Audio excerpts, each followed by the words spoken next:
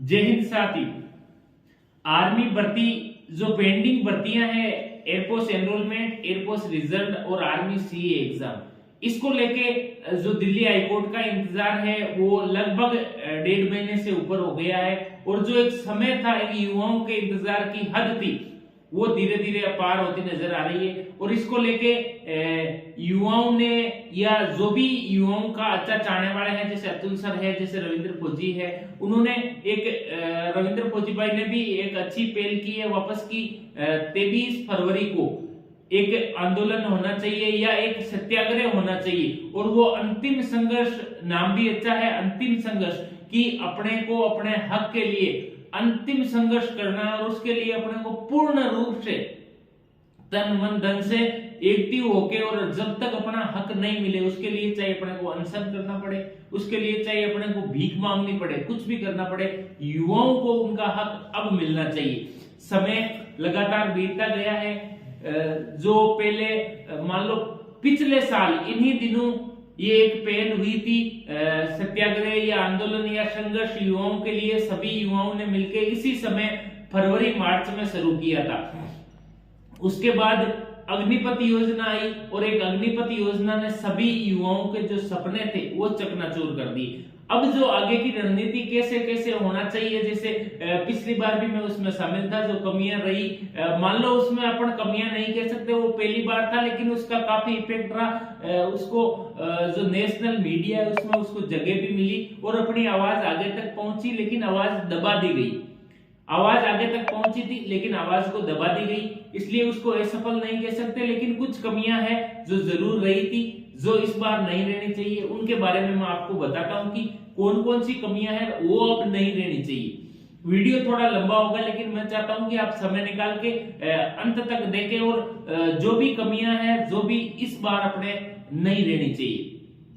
अग्निपथ योजना लागू होने के बाद क्या हुआ, युवा दो फंड हो गए। एक वो युवा जो वापस आर्मी की, अग्निवीर की तैयारी करने लगे, और एक वो युवा जो पेंडिंग भर्तियों में उलझे हुए रह गए। उनमें भी आधे युवा जो ओरेज नहीं हुए थे, या जो अग्निवीर के तहत, या ये मान लो कि उनको किसी ना किसी जॉब की नीड थी, उसको लेके उन्होंने फॉर्म अप्लाई किया और उसकी तैयारियों में लगे। और उधर सरकार को सिर्फ यही चाह रही थी कि आधे युवा कब उलझे और हम इस चीज का फायदा उठा के और उस चीज को दबा ले। और वही हुआ, तुरंत जब युवा अलग अलग हुए कि हमें वापस तैयारी करना चाहिए, या जो भी लोग युवाओं के लिए संघर्ष कर रहे थे वो भी ये कह सकते हैं कि उसके बाद अलग अलग हो गए। आधे लोगों ने अग्निपथ की प्रशंसा की तो आधे लोगों ने उसी का खिलाफत किया, और ऐसे करके और जो एक संघर्ष था उसको वहां पे विराम लग गया। लेकिन फिर भी कुछ लोग थे जो लगातार युवाओं के हक के लिए लड़ रहे थे। ये साथ का साथ कह सकते हैं। कुछ ऐसे युवा भी थे जैसे ऋतिक है, पुनीत है, 4-5 ऐसे युवा है जिन्होंने लगातार, युवाओं ने भी एक अच्छा संघर्ष किया लगातार।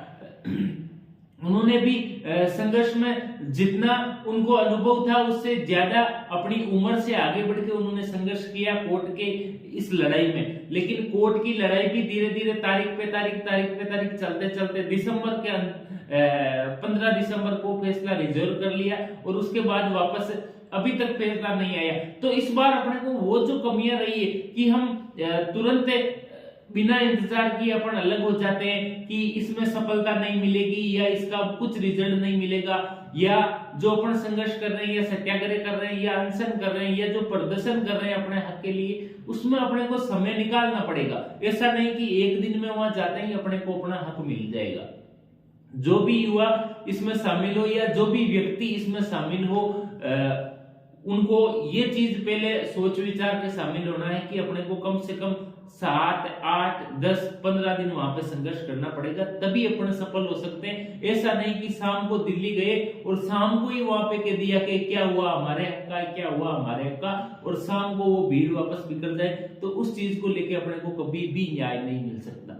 वापस उससे अपन कमजोर होंगे। कोई भी अपन कार्य करे तो वो इस तरीके से करना है कि अब वापस अपन नेगेटिव कमजोर ना हो जाए। हो सकता है इस बार अपन विफल रहे तो अपन पूर्ण रूप से कमजोर हो जाएंगे, और फिर कोर्ट का फैसला भी अपने विरुद्ध आने का पूरे चांस बन जाएंगे, क्योंकि फिर अपना जो एक पावर है अभी तक की, अभी भी युवा कुछ कर सकते हैं, वो पावर खत्म हो जाएगा कि अब युवा कुछ भी नहीं कर सकते। इसलिए ये अंतिम संघर्ष है, इसमें वही युवा, वही सारे उसी तरीके से आपको शामिल होना है। और जब आप ये ठान लोगे कि अंतिम समय तक अपना हक लिए बगैर अपने यहाँ से नहीं उठेंगे, जहां पे भी बैठेंगे, तो आप जरूर सफल होगे।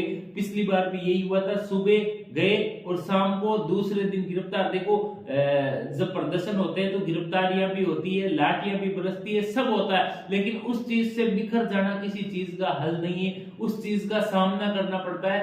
जब आपके पीछे लाठियां पड़े तो भी आपके मुंह से एक ही आवाज निकलनी चाहिए कि हम हमारा हक लेके रहेंगे। आप बरसा लो जितनी लाठियां बरसानी है, हम हमारा हक लेके रहेंगे, तभी आप सफल हो सकते हो। तो इस चीज को सोच विचार के आगे की पूर्ण सही रूपरेखा बना के, अभी बहुत समय है, उन्होंने बहुत समय लेके ये जो डेट डिसाइड की, ये भी एक अच्छी बात है। तो एक जो पूर्ण वहां से पूरा लिखित में देखे कि इतनी तारीख से इतनी तारीख का हमारा ये है, वहां से कितने दिन की क्या परमिशन मिले, विद परमिशन। काफी लोगों का कहना है कि परमिशन के बिना और भी वही होगा, और सही भी है। यदि परमिशन के बिना दिल्ली में कुछ भी होता है तो उसका नतीजा गलत होता है, और युवाओं के साथ ऐसा कुछ नहीं होना चाहिए। क्योंकि जो युवा एमपी से या काफी जगह से है, पिछली बार भी कोर्ट केस से अभी तक वो परेशान है कि या कोई वो कहावत है मारवाड़ी में, चल गए सूर कूट गए पाडा। तो जो लोग गलत किए थे ट्रेनों को जलाने करने का या और कुछ, वो तो निकल गए, और जो एक निर्दोष युवा थे वो काफी संख्या में गिरफ्तारियां हुई उनकी, और उनके अभी भी 8-8, 10-10 धाराएं लगी हुई है, और वो युवा अभी भी इस चीज को लेके काफी परेशान है। कोई भी उनके साथ नहीं है, ना उनका कोई राजनीतिक जो एमएलए या सांसद वो उनके साथ है, और ना ही कोई सामाजिक कार्यकर्ता, या ना ही ऐसा कोई व्यक्ति जो युवाओं के हक के लिए लड़ता हो, उनका साथ नहीं दे रहा है। उन युवाओं से मेरी काफी टाइम से बात भी हो रही है, मेरे संपर्क में भी है, काफी ज्यादा वो परेशान है, डिमोटिव है। तो इस तरह की वापस घटना नहीं होनी चाहिए, क्योंकि अब यदि 1% ही उग्र हुआ तो उसका नतीजा बहुत बुरा होने वाला है। शांतिपूर्ण तरीके से सब कुछ होगा तो अपना हक भी मिलेगा, सब होगा। आप बिल्कुल इस चीज को सोचो ही मत कि अपने को अपना हक नहीं मिलेगा। हक मिलेगा, लेकिन उसके लिए आपको शांतिपूर्ण तरीके से रहना पड़ेगा, अपने हक की मांग करना सीखना पड़ेगा। लड़के अपना हक नहीं ले सकते, अपना हक अपना मांग के ले सकते हैं, वो अपना हक है उनको देना पड़ेगा।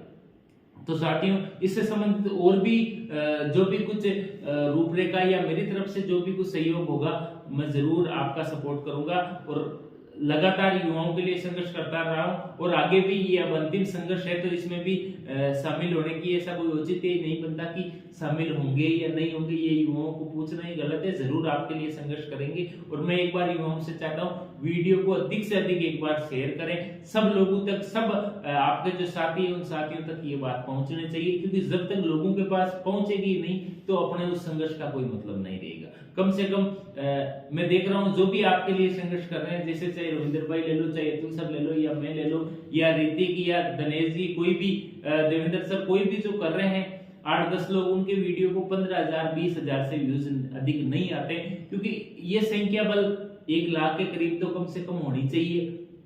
मेरा नहीं, उनका ही सही, किसी ना किसी का एक वीडियो है जो लाखों की संख्या में जाना चाहिए, और वो जाएगा तभी अपन वापस कुछ बड़ा कर पाएंगे।